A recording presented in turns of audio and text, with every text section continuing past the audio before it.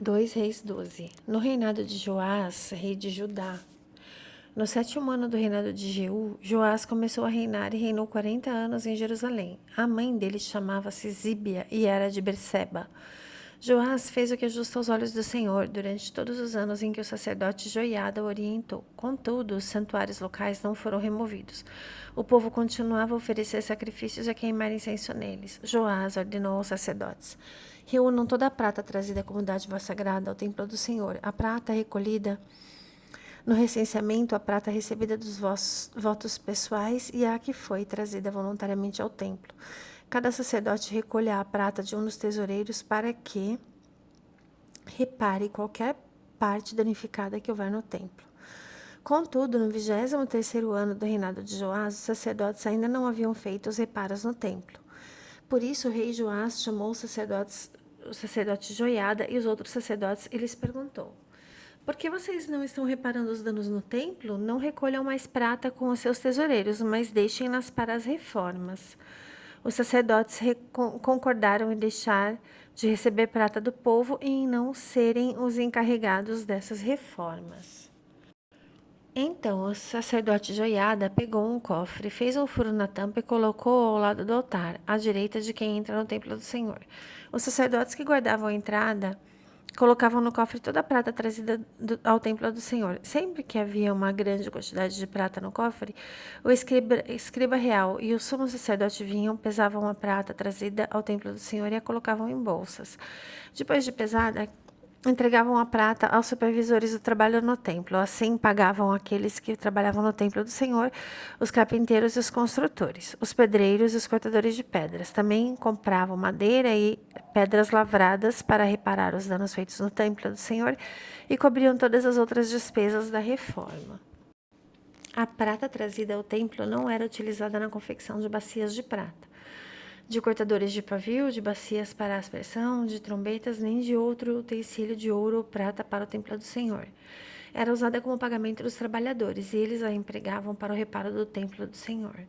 Não se exigia prestação de contas dos que pagavam os trabalhadores, pois agiam com honestidade. No entanto, a prata das ofertas pela culpa e das ofertas pelo pecado não era levada ao templo do Senhor, pois pertencia aos sacerdotes. Nessa época, Hazael, rei de Arã, atacou Gate e a conquistou, depois decidiu atacar Jerusalém.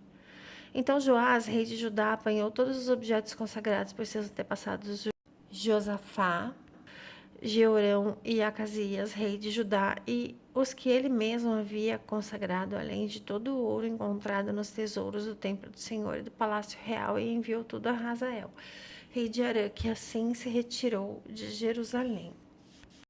Os demais acontecimentos do reinado de Joás e tudo o que realizou constam nos registros históricos dos reis de Judá. Os seus oficiais conspiraram contra ele e o assassinaram em Bet-Milo, no caminho que desce para Sila.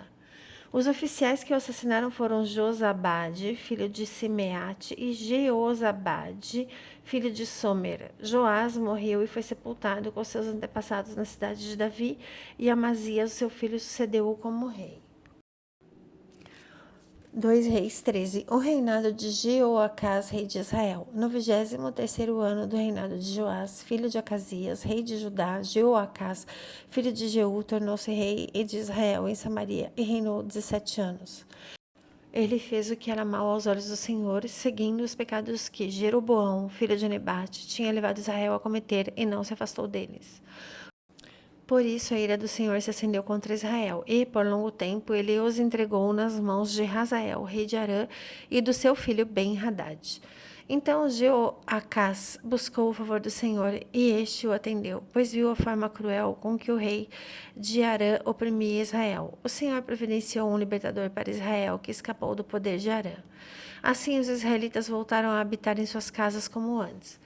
No entanto, não se afastaram dos pecados que a dinastia de Jeroboão havia levado Israel a cometer. Antes permaneceram neles, até mesmo o poste de Azerá permanecia de pé em Samaria. De todo o exército de Jeoacás, só restaram 50 cavaleiros, 10 carros de guerra e 10.000 soldados de infantaria, pois o rei de Arã havia destruído a maior parte dele, reduzindo-o a pó. Os demais acontecimentos do reinado de Jeoacás, todas suas conquistas e tudo que realizou, constam nos registros históricos do rei de Israel. Jeoacás descansou com seus antepassados, foi sepultado em Samaria, e Jeoás, seu filho, sucedeu como rei. O reinado de Jeoás, rei de Israel. No 37º ano do reinado de Joás, rei de Judá, Jeoás, filho de Jeoacás, tornou-se rei de Israel em Samaria e reinou 16 anos. Ele fez o que era mal aos olhos do Senhor e não se desviou de nenhum dos pecados que Jeroboão, filho de Nebate, tinha levado Israel a cometer, antes permaneceu neles. Os demais acontecimentos do reinado de Jeoás, tudo o que realizou e todas suas conquistas, incluindo a guerra de Amazias, rei de Judá, constam nos registros históricos dos reis de Israel. Jeoás descansou com seus antepassados e Jeroboão sucedeu-o no trono. Jeoás foi sepultado com os reis de Israel em Samaria. A morte de Eliseu. Ora, Eliseu estava sofrendo da doença da qual morreria. Então Jeoás, rei de Israel, desceu até o lugar onde Eliseu estava e, curvado sobre ele, chorou, dizendo: meu pai, carruagens e cavaleiros de Israel. Eliseu lhe disse: traga um arco e algumas flechas. Assim fez o rei. Pegue o arco nas mãos, disse o rei de Israel. Quando pegou, Eliseu pôs as mãos sobre as mãos do rei e lhe disse: abra a janela que dá para o leste e atire. E assim fez o rei. E Eliseu declarou: esta é a flecha da vitória do Senhor, a flecha da vitória sobre Arã. Você destruirá totalmente os arameus em Afec. Em seguida, Eliseu lhe disse: pegue as flechas e golpeie o chão com elas. O rei as pegou, golpeou o chão 3 vezes e parou.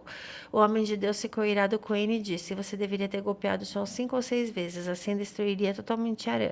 Agora, porém, você a vencerá somente 3 vezes. Depois disso, Eliseu morreu e foi sepultado. Ora, tropas moabitas costumavam entrar no país toda a primavera.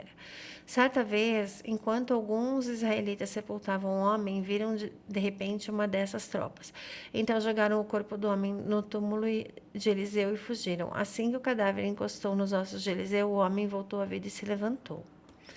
Hazael oprime os israelitas. Hazael, rei de Arã, oprimiu os israelitas durante todo o reinado de Jeoacás.